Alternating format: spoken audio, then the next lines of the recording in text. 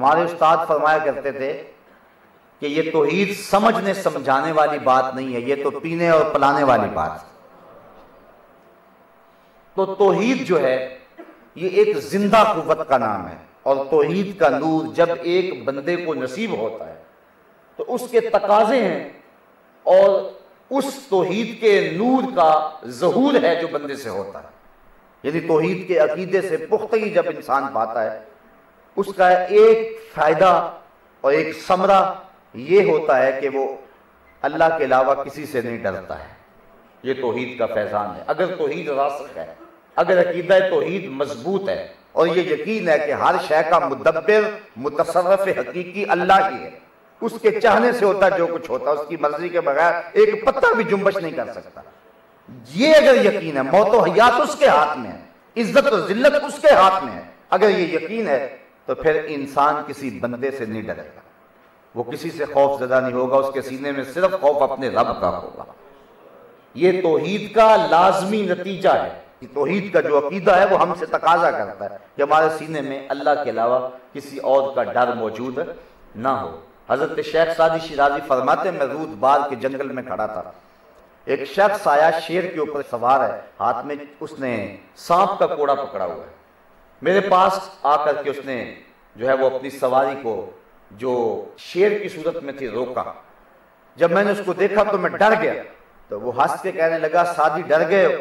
میں نے کہا بات ڈرنے والی ہے، ایک شیر اور ہاتھ میں سانپ کا کوڑا۔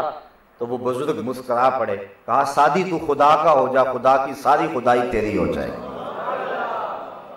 تو یہ نہیں ہو سکتا کہ انسان کو توحید کا نور نصیب ہو جائے اور پھر غیر اللہ کا ڈر اس کے سینے میں رہے۔ عقیدہ توحید کمزور ہوگا تو انسان غیر اللہ سے ڈرے گا، کبھی کسی کی قوت سے ڈرے گا، کبھی کسی کے وسائل سے ڈرے گا، کبھی کسی کی دولت سے مرعوب ہو جائے گا، کبھی کسی کے اسلحے سے مرعوب ہو جائے گا۔ انسان مرعوب رہے گا، مرعوبیت کی زندگی گزارے گا اگر عقیدہ توحید کمزور ہوگا، اور اگر عقیدہ توحید مضبوط ہوگا تو سامنے 1000 کا لشکر بھی ہو، اور یہ شخص اپنے ہاتھ میں ٹوٹی ہوئی تلوار رکھتا ہے، پھٹے ہوئے کپڑے رکھتا ہے، آلات حرب و ضرب نہیں ہے، لیکن 1000 سے ٹکرا جائے گا، اس کا خوف اس کے سینے میں نہیں بیٹھ سکتا ہے، چونکہ اس کو یہ امید ہے کہ میرے ساتھ اللہ کا کرم ہے اور میرے ساتھ جو ہے وہ اللہ کی مدد ہے۔ یہ اذعان اور یہ یقین اس شخص کو کمزور نہیں ہونے دے گا اور غیر اللہ کا خوف اس کے سینے سے نکال دے گا۔ یہ توحید کا ایک تقاضا ہے۔ توحید کا دوسرا تقاضا، اور یہ بنیادی تقاضا ہے، جب استحقاق عبادت صرف اللہ کو حاصل ہے، اللہ کے علاوہ کوئی عبادت کا مستحق نہیں ہے، اور یہ عقیدہ توحید کا لازمہ ہے۔ اگر یہ چیز شامل نہیں ہوتی ہمارے اعتقادات میں تو ہمارا عقیدہ توحید ہے ہی نہیں۔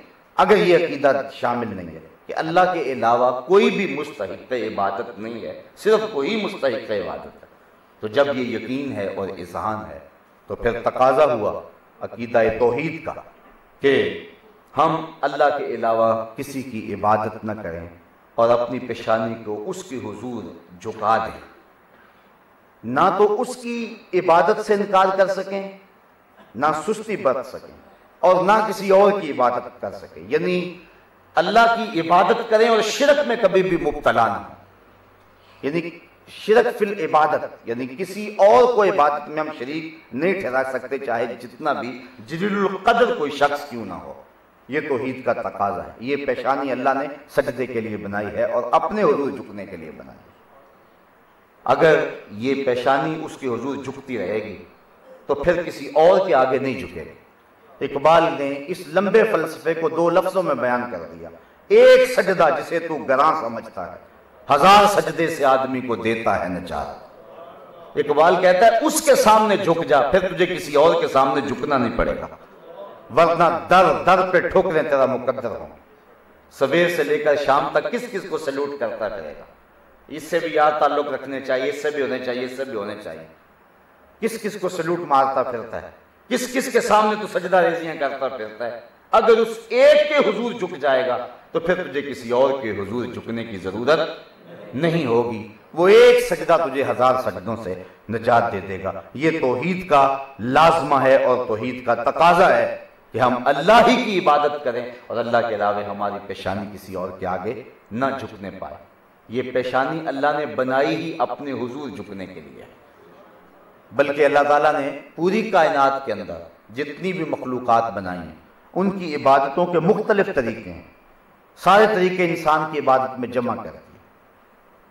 درخت قیام میں، چوپائے رکوع میں، مینڈ کے تشہد میں، اور حشرات الارض وہ سجدے میں، اللہ نے انسان کی عبادت میں قیام بھی رکھ دیا، رکوع بھی رکھ دیا، تشہد بھی رکھ دیا اور سجدے بھی رکھ دیے۔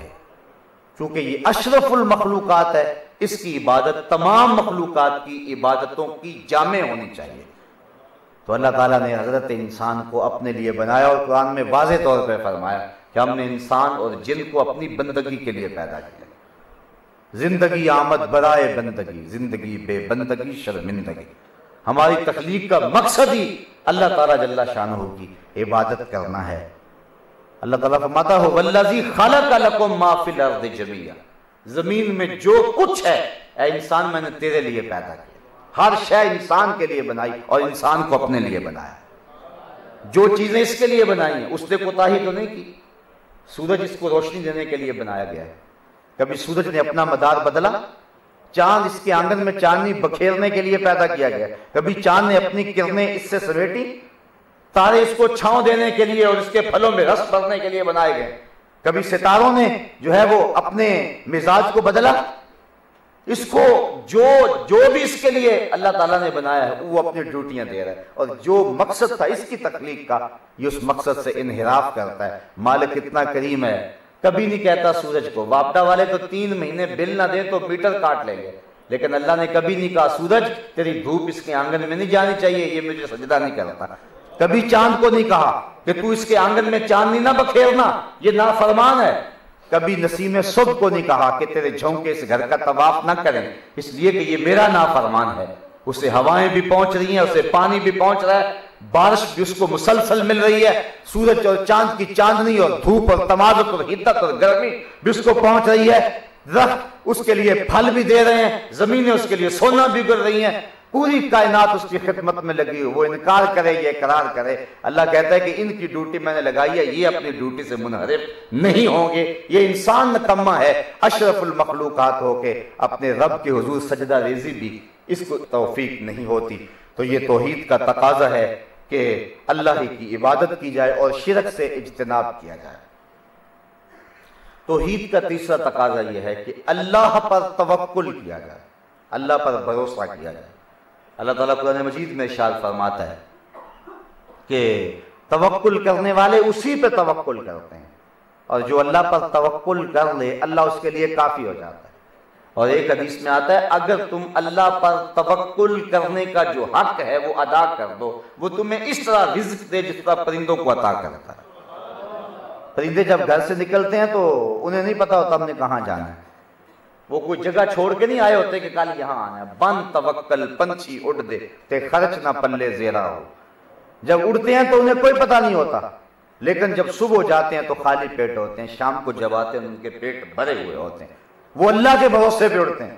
اس لیے فرمایا اگر تم توکل کرنے کا حق ادا کر دو تو پھر تمہیں اللہ اس طرح عطا کرے گا جس طرح وہ جانوروں کو عطا کرتا ہے۔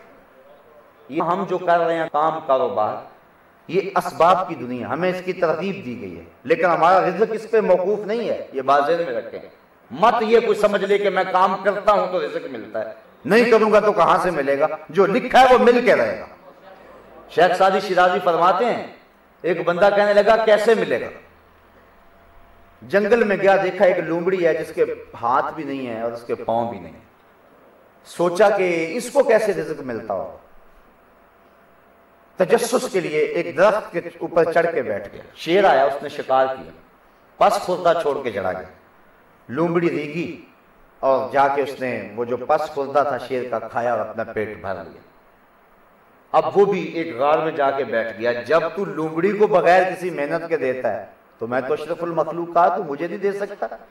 ایک دن گزرا، 2 دن گزرے، بھوک سے نڈھال ہوا، تیسرے دن خاطب سے آواز آئی میرے بندے جب میں لومڑی کو دے سکتا ہوں تجھے نہیں دے سکتا، لیکن لومڑی نہ بن شیر بن۔